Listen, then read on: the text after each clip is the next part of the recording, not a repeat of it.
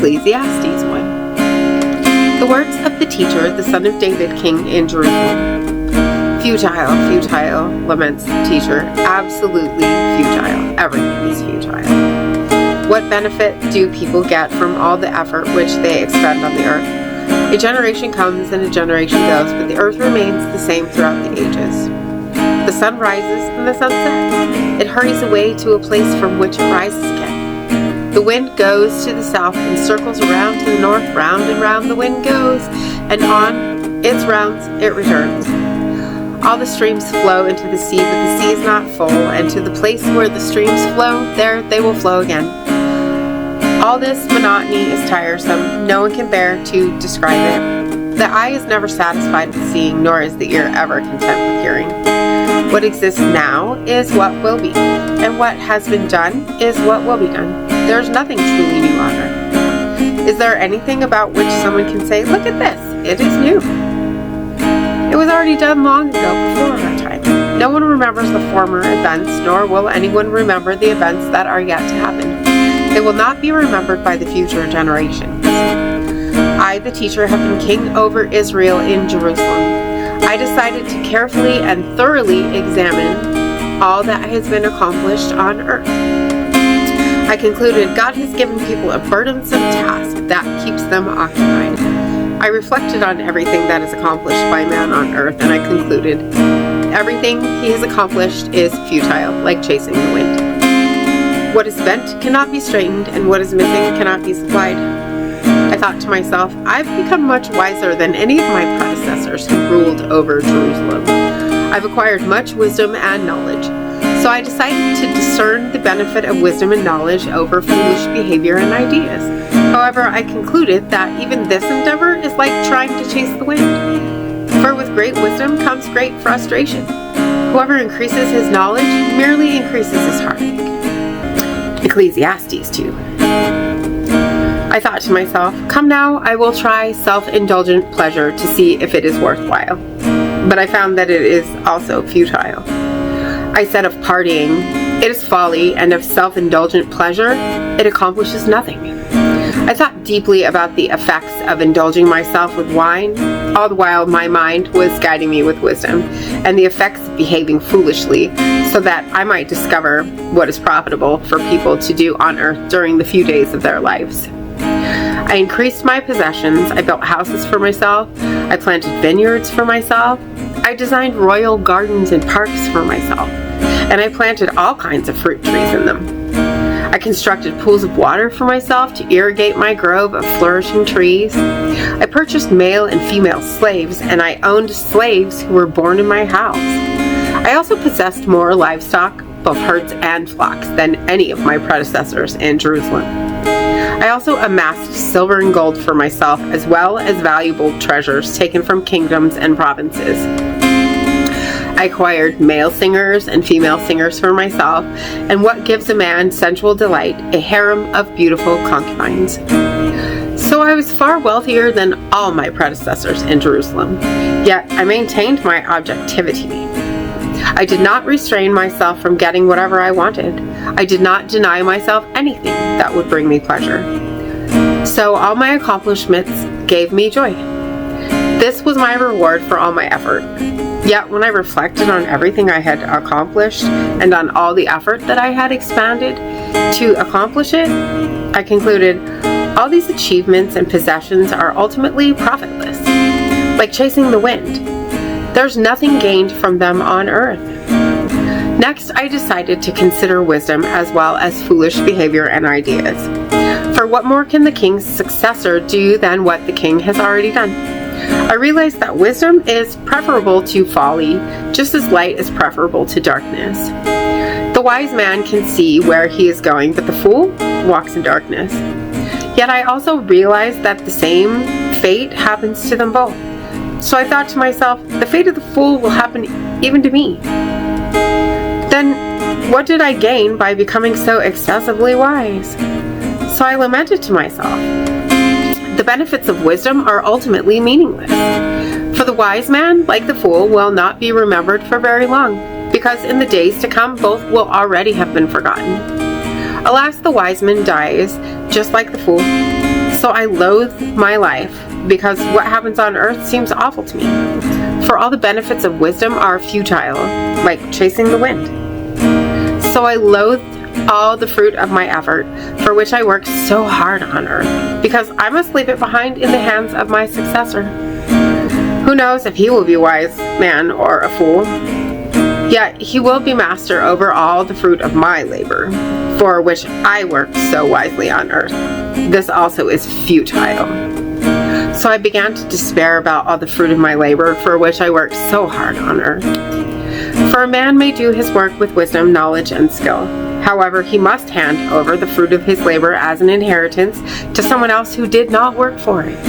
This also is futile and an awful injustice. What does a man acquire from all his labor and from the anxiety that accompanies his toil on earth? For all day long his work produces pain and frustration, and even at night his mind cannot relax. This also is futile. There's nothing better for people than to eat and drink and to find enjoyment in their work. I also perceive that this ability to find enjoyment comes from God. For no one can eat and drink or experience joy apart from Him. For to the one who pleases Him, God gives wisdom, knowledge, and joy. But to the sinner, He gives the task of amassing wealth, only to give it to the one who pleases God. This task of the wicked is futile, like chasing the wind. Ecclesiastes 3. For everything there is an appointed time, and an appropriate time for every activity on earth. A time to be born, and a time to die. A time to plant, and a time to uproot what was planted. A time to kill, and a time to heal. A time to break down, and a time to build up. A time to weep, and a time to laugh. A time to mourn, and a time to dance. A time to throw away stones, and a time to gather stones. A time to embrace, and a time to refrain from embracing. A time to search, and a time to give up something as lost. A time to keep, and a time to throw away. A time to rip, and a time to sow. A time to keep silent, and a time to speak. A time to love, and a time to hate. A time for war, and a time for peace. What benefit can a worker gain from his toil? I've observed the burden that God has given to people to keep them occupied. God has made everything fit beautifully in its appropriate time, but He has also placed ignorance in the human heart, so that people cannot discover what God has ordained, from the beginning to the end of their lives. I have concluded that there is nothing better for people than to be happy and to enjoy themselves, as long as they live. And also that everyone should eat and drink and find enjoyment in all his toil, for these things are a gift from God. I also know that whatever God does will endure forever. Nothing can be added to it and nothing taken away from it. God has made it this way so that men will fear Him. Whatever exists now has already been, and whatever will be has already been. For God will seek to do again what has occurred in the past. I saw something else on earth. In the place of justice, there was wickedness. And in the place of fairness, there was wickedness. I thought to myself, God will judge both the righteous and the wicked. For there is an appropriate time for every activity, and there is a time of judgment for every deed. I also thought to myself, it is for the sake of people, so God can clearly show them that they are like animals. For the fate of humans and the fate of animals are the same. And as one dies, so dies the other. Both have the same breath. There's also no advantage for humans over animals, for both are fleeting. Both go to the same place, both come from the dust, and to dust both return. Who really knows if the human spirit ascends upward, and the animal's spirit descends into the earth? So I perceive there is nothing better than for people to enjoy their work, because that is their reward. For who can show them what the future holds? Ecclesiastes 4. So I again considered all the oppression that continually occurs on the earth. This is what I saw. The oppressed were in tears, but no one was comforting them. No one delivers them from the power of their oppressors.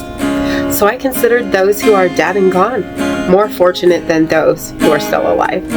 But better than both is the one who has not been born, and has not seen the evil things that are done on earth. Then I considered all the skillful work that is done. Surely it is nothing more than competition between one person and another. This also is profitless, like chasing the wind. The fool folds his hands and does no work, so he has nothing to eat but his own flesh. Better is one handful with some rest than 2 hands full of toil and chasing the wind. So I again considered another futile thing on earth. A man who is all alone with no companion. He has no children nor siblings, yet there is no end to all his toil, and he is never satisfied with riches. He laments, "For whom am I toiling and depriving myself of pleasure?" This also is futile and a burdensome task. 2 people are better than 1 because they can reap more benefit from their labor. For if they fall, one will help his companion up, but pity the person who falls down and has no one to help him up. Furthermore, if 2 lie down together, they can keep each other warm. But how can one person keep warm by himself? Although an assailant may overpower one person, 2 can withstand him.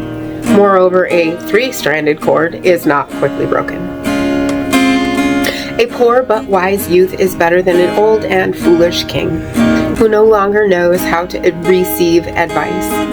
For he came out of prison to become king, even though he had not been born poor in what would become his kingdom. I considered all the living who walk on earth, as well as the successor who would rise in his place.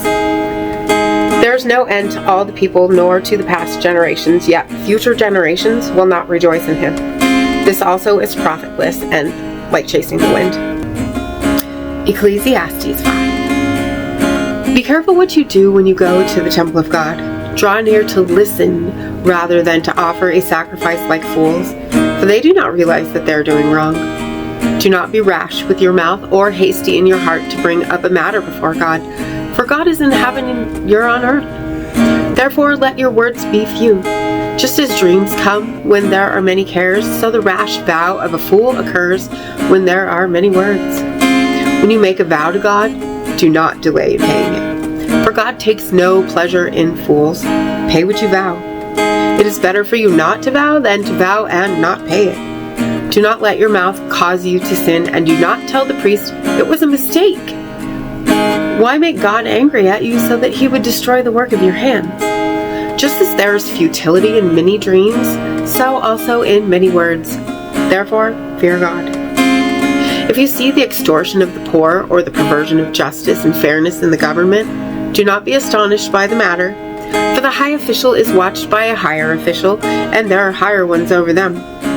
The produce of the land is seized by all of them. Even the king is served by the fields. The one who loves money will never be satisfied with money. He who loves wealth will never be satisfied with his income. This also is futile. When someone's prosperity increases, those who consume it also increase. So what does its owner gain except that he gets to see it with his eyes? The sleep of the laborer is pleasant, whether he eats little or much, but the wealth of the rich will not allow him to sleep. Here is a misfortune on earth that I've seen. Wealth hoarded by its owner to his own misery. Then that wealth was lost through bad luck. Although he fathered a son, he has nothing left to give him. Just as he came forth from his mother's womb, naked, will he return as he came. And he will take nothing in his hand that he may carry away from his toil. This is another misfortune. Just as he came, so will he go. What did he gain from toiling for the wind? Surely he ate in darkness every day of his life, and he suffered greatly with sickness and anger. I have seen personally what is the only beneficial and appropriate course of action for people: to eat and drink and find enjoyment in all their hard work on earth, during the few days of their life which God has given them. For this is their reward. To every man whom God has given wealth and possessions, he's also given him the ability to eat from them, to receive his reward, and to find enjoyment in his toil. These things are the gift of God, for he does not think much about the fleeting days of his life, because God keeps him preoccupied with the joy he derives from his activity. Proverbs 6. My child, if you have made a pledge for your neighbor and have become a guarantor for a stranger, if you've been ensnared by the words you've uttered and have been caught by the words you've spoken, Then, my child, do this in order to deliver yourself, because you have fallen into your neighbor's power. Go humble yourself and appeal firmly to your neighbor. Permit no sleep to your eyes or slumber to your eyelids. Deliver yourself like a gazelle from a snare, and like a bird from the trap of the fowler. Go to the ant, you sluggard. Observe its ways and be wise. It has no commander, overseer, or ruler, yet it prepares its food in the summer. It gathers at the harvest what it will eat. How long, you sluggard, will you lie there? When will you rise up from your sleep? A little sleep, a little slumber, a little folding of the hands to relax, and your poverty will come like a robber, and your need like an armed man. A worthless and wicked person walks around saying perverse things. He winks with his eyes, signals with his feet, and points with his fingers. He plots evil with perverse thoughts in his heart. He spreads contention at all times. Therefore his disaster will come suddenly. In an instant he will be broken, and there will be no remedy. There are 6 things that the Lord hates, even 7 things that are an abomination to him: haughty eyes, a lying tongue, and hands that shed innocent blood, a heart that devises wicked plans, feet that are swift to run to evil, a false witness who pours out lies, and a person who spreads discord among family members. My child, guard the commands of your father, and do not forsake the instruction of your mother. Bind them on your heart continually. Fasten them around your neck. When you walk about, they will guide you. When you lie down, they will watch over you. When you wake up, they will talk to you. For the commandments are like a lamp, instruction like a light. And rebukes of discipline are like the road leading to life, by keeping you from the evil woman, from the smooth tongue of the loose woman. Do not lust in your heart for her beauty, and do not let her captivate you with her alluring eyes. For on account of a prostitute one is brought down to a loaf of bread. But the wife of another man preys on your precious life. Can a man hold fire against his chest without burning his clothes? Can a man walk on hot coals without scorching his feet? So it is with the one who has sex with his neighbor's wife. No one who touches her will escape punishment. People do not despise a thief when he steals to fulfill his need when he's hungry. Yet if he's caught, he must repay 7 times over. He might even have to give all the wealth of his house. A man who commits adultery with a woman lacks wisdom. Whoever does it destroys his own life. He will be beaten and despised, and his reproach will not be wiped away. For jealousy kindles a husband's rage, and he will not show mercy when he takes revenge. He will not consider any compensation. He will not be willing, even if you multiply the compensation. Proverbs 7. My child, keep my words and treasure up my commands in your own keeping. Keep my commands so that you may live, and obey my instruction as your most prized possession. Bind them on your forearm, write them on the tablet of your heart. Say to wisdom, you are my sister, and call understanding a close relative, so that they may keep you from the adulterous woman, from the loose woman who flatters you with her words. For at the window of my house, through my window lattice, I looked out, and I saw among the naive. I discerned among the youths a young man who lacked wisdom. He was passing by the street near her corner, making his way along the road to her house in the twilight, the evening, in the dark of night. Suddenly a woman came out to meet him. She was dressed like a prostitute and with secret intent. She's loud and rebellious. She does not remain at home. At one time outside, at another in the wide plazas, and by every corner she lies in wait. So she grabbed him and kissed him, and with a bold expression she said to him, I have fresh meat at home. Today I have fulfilled my vows. That is why I came out to meet you, to look for you, and I found you. I've spread my bed with elegant coverings, with richly colored fabric from Egypt. I've perfumed my bed with myrrh, aloes, and cinnamon. Come, let's drink deeply of lovemaking until morning. Let's delight ourselves with sexual intercourse. For my husband is not at home. He's gone on a journey of some distance. He's taken a bag of money with him. He will not return until the end of the month. She persuaded him with persuasive words. With her smooth talk, she compelled him. Suddenly he went after her like an ox that goes to the slaughter, like a stag prancing into a trapper's snare. till an arrow pierces his liver, like a bird hurrying into a trap, and he does not know that it will cost him his life. So now, sons, listen to me and pay attention to the words I speak. Do not let your heart turn aside to her ways. Do not wander into her pathways, for she has brought down many fatally wounded, and all those she has slain are many. Her house is the way to the grave, going down to the chambers of death. Proverbs 8. Does not wisdom call out? Does not understanding raise her voice? At the top of the elevated places along the way, at the intersection of the paths, she takes her stand. Beside the gate opening into the city, at the entrance of the doorways, she cries out. To you, O people, I call out, and my voice calls to all mankind. You who are naive, discern wisdom, and you fools, understand discernment. Listen, for I will speak excellent things, and my lips will utter what is right. For my mouth speaks truth, and my lips hate wickedness. All the words of my mouth are righteous. There is nothing in them twisted or crooked. All of them are clear to the discerning and upright to those who find knowledge. Receive my instruction rather than silver, and knowledge rather than choice gold. For wisdom is better than rubies, and desirable things cannot be compared to her. I, wisdom, live with prudence, and I find knowledge and discretion. The fear of the Lord is to hate evil. I hate arrogant pride and the evil way, and perverse utterances. Counsel and sound wisdom belong to me. I possess understanding and might. Kings reign by means of me, and potentates decree righteousness. By me princes rule, as well as nobles and all righteous judges. I love those who love me, and those who seek me find me. Riches and honor are with me, long-lasting wealth and righteousness. My fruit is better than the purest gold, and what I produce is better than choice silver. I walk in the path of righteousness, in the pathway of justice, that I may cause those who love me to inherit wealth, and that I may fill their treasuries. The Lord created me as the beginning of his works, before his deeds of long ago. From eternity I was appointed, from the beginning, from before the world existed. When there were no deep oceans, I was born, when there were no springs overflowing with water. Before the mountains were set in place, before the hills, I was born.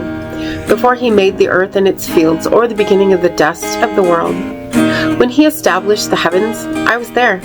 When he marked out the horizon over the face of the deep, when he established the clouds above, when the fountains of the deep grew strong, when he gave the sea his decree that the waters should not pass over his command, when he marked out the foundations of the earth, then I was beside him as a master craftsman, and I was his delight day by day, rejoicing before him at all times, rejoicing in the habitable part of his earth, and delighting in its people.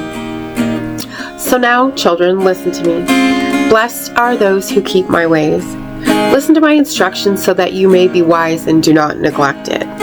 Blessed is the one who listens to me, watching at my doors day by day, waiting beside my doorway. For the one who finds me finds life and receives favor from the Lord. But the one who does not find me brings harm to himself.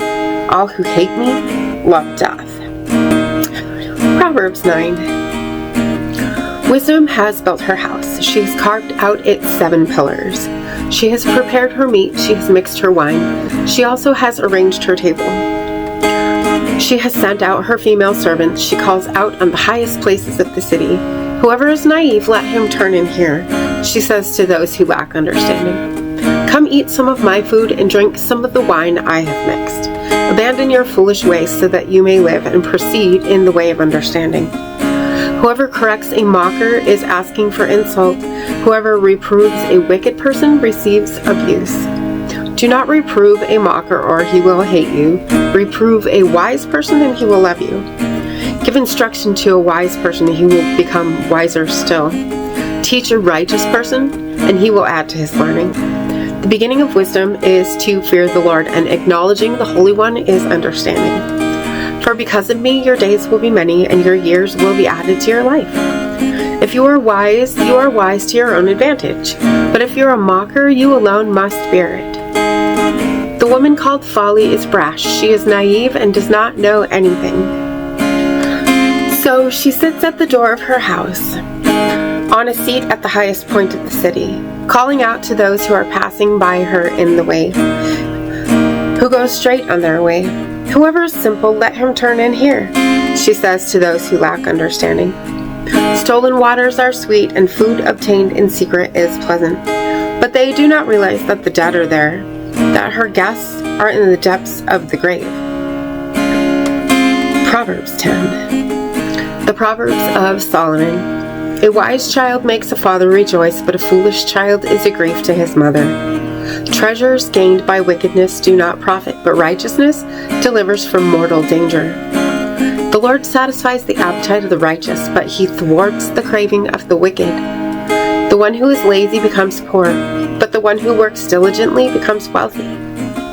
The one who gathers crops in the summer is a wise son, but the one who sleeps during the harvest is a son who brings shame to himself. Blessings are on the head of the righteous, but the speech of the wicked conceals violence. The memory of the righteous is a blessing, but the reputation of the wicked will rot. The wise person accepts instructions, but the one who speaks foolishness will come to ruin. The one who conducts himself in integrity will live securely, but the one who behaves perversely will be found out. The one who winks his eye causes trouble, and the one who speaks foolishness will come to ruin.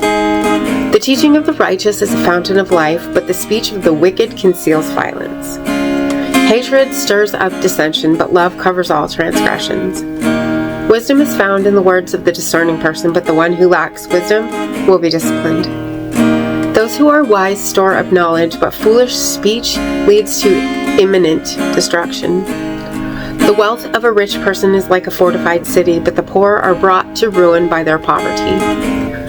The reward which the righteous receive is life, the recompense which the wicked receive is judgment.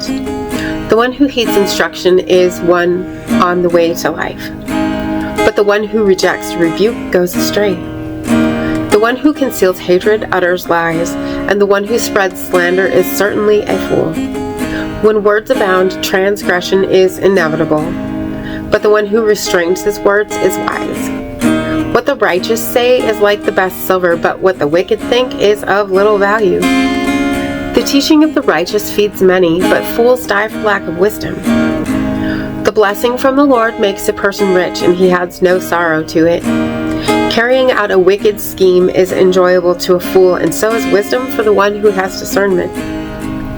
What the wicked fears will come on him. What the righteous desire will be granted. When the storm passes through, the wicked are swept away, but the righteous are an everlasting foundation.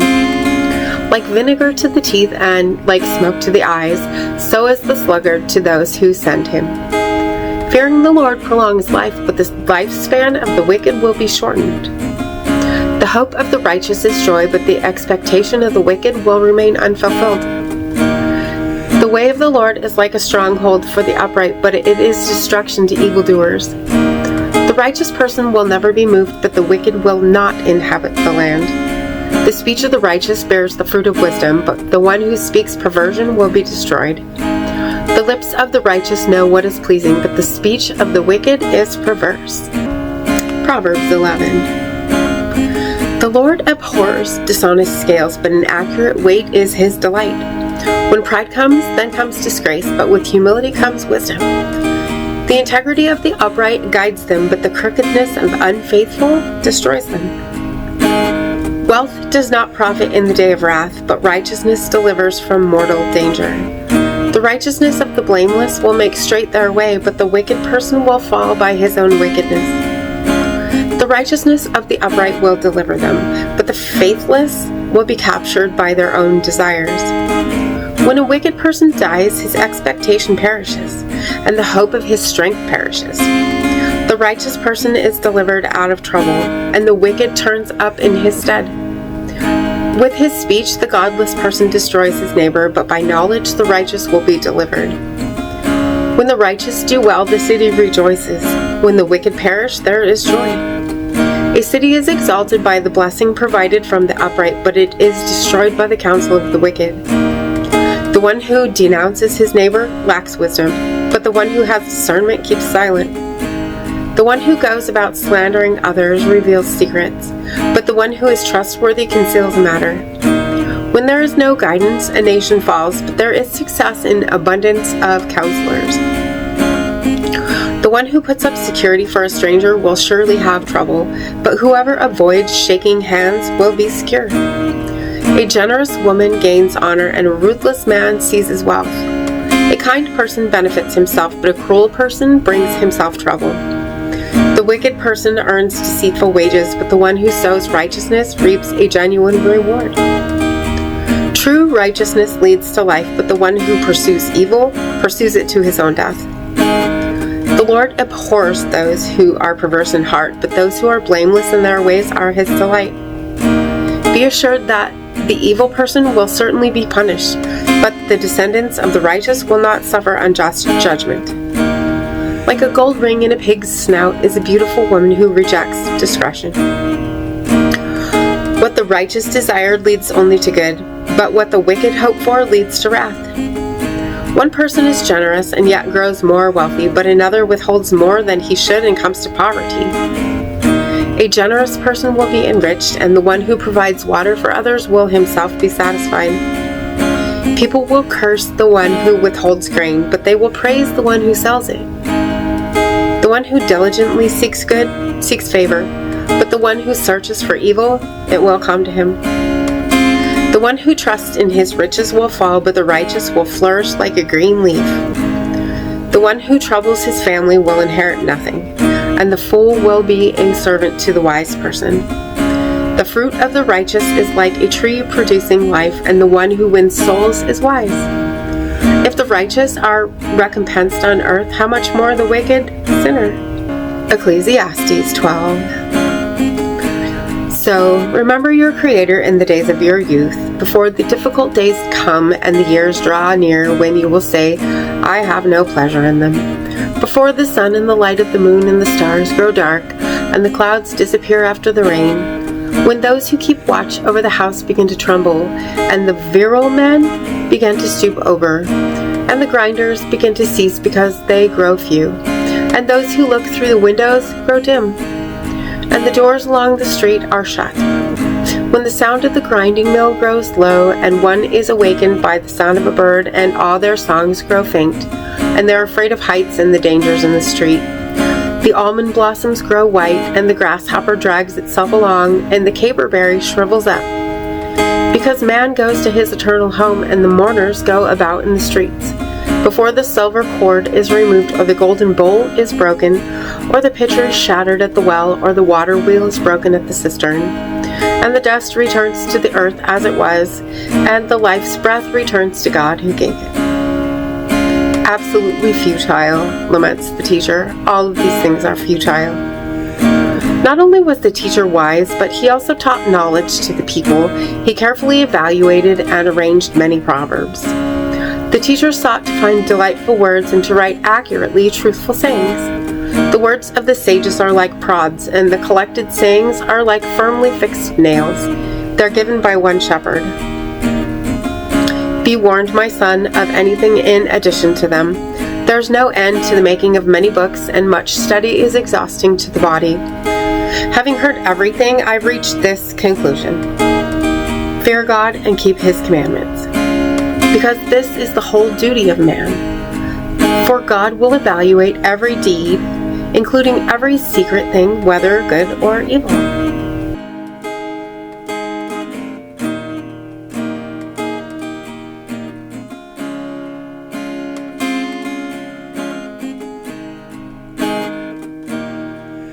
When my head's completely full and my heart is worry-worn, I know without a doubt you'll carry me out of the storm. I'm standing at the crossroads, I'm lost without a clue. I need a big pink neon sign to show me what to do. I thank you, Lord, it glorifies you when you're the only answer. I praise you, Lord, for holding what's too much for me. And I'm amazed by you, Lord, because nothing's too big and nothing's too small to lay at your feet.